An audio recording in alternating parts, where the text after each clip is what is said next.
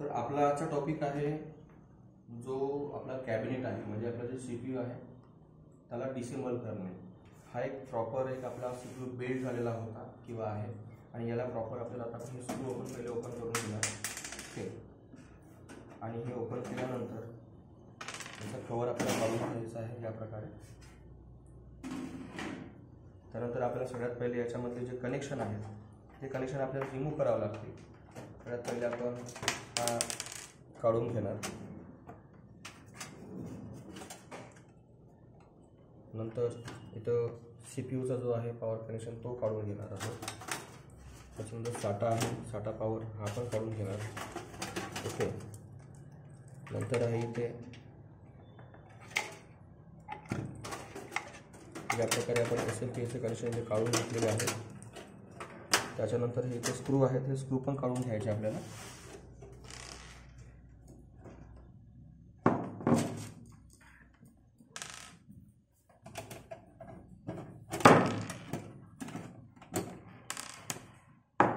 या प्रकारे स्क्रू आपण काढून घेतलेले आहे.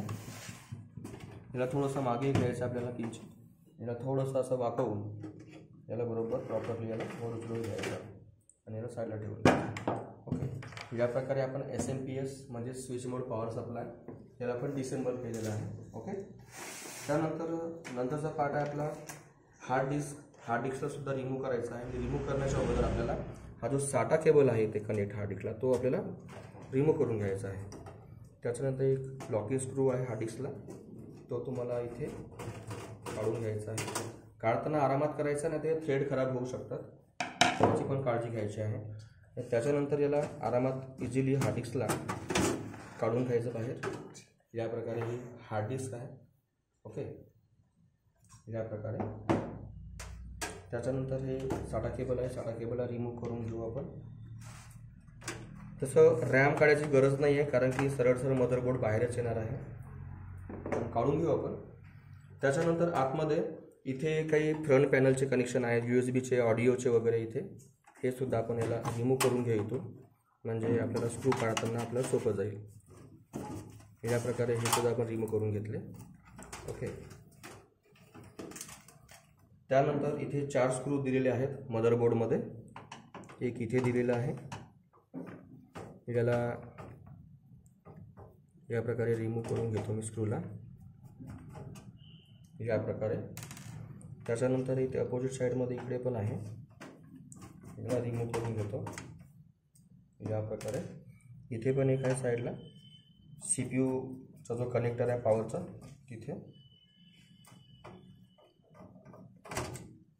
या प्रकारे. बघा, इथं हात चावू शकत नव्हता म्हणून मॅग्नेट असल्यामुळे याला त्याने उचलून घेतलं. म्हणून आपला स्क्रूड्रायव्हर जो आहे तो मॅग्नेटच व्हायला पाहिजे.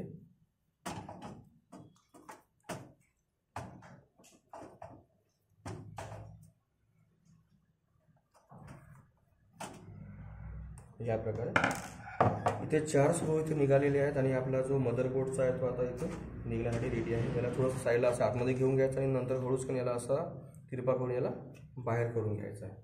तर या प्रकारे इथे तुमचा मदरबोर्ड काय झालेला आहे, डिसेंबल झालेला, म्हणजेच आपला कम्प्युटर डिसेंबल झालेला आहे. तर या प्रकारे आपल्याला डिसेंबल करता आलं पाहिजे. आणि नंतर मग तुम्हाला जे काही तुम्हाला पुढचा पार्ट कोणता फिट करायचा आहे, काय करायचं आहे, तुम्ही तुमच्या अकॉर्डिंग फिट करू शकता. ठीक आहे, चालेल. थँक्यू.